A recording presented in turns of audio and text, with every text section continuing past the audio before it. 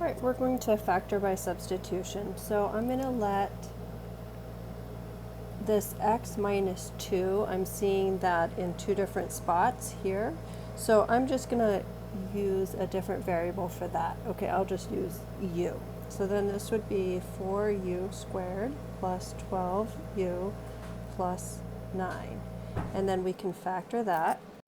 So that would be 2u plus 3 times 2u plus 3, and of course that can just be written 2u plus 3 quantity squared.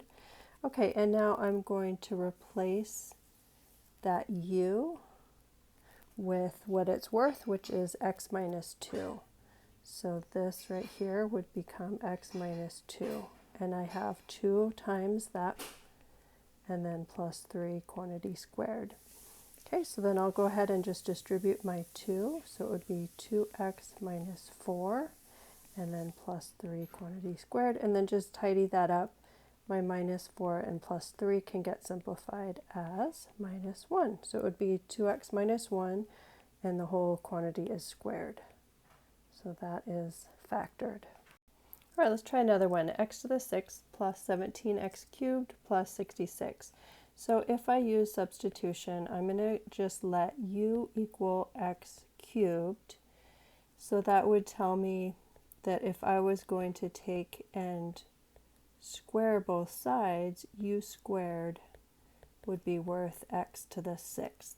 Okay, so then I can replace this, x to the 6th, that's the same as u squared, plus 17. Now x squared, that's what I defined as my u, and then plus 66. Now that we can factor. 66 is 6 times 11.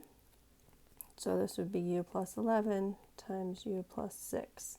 Okay, and then we're going to replace our u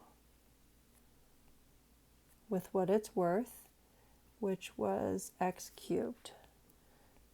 So it would be x cubed plus 11 times x cubed plus 6.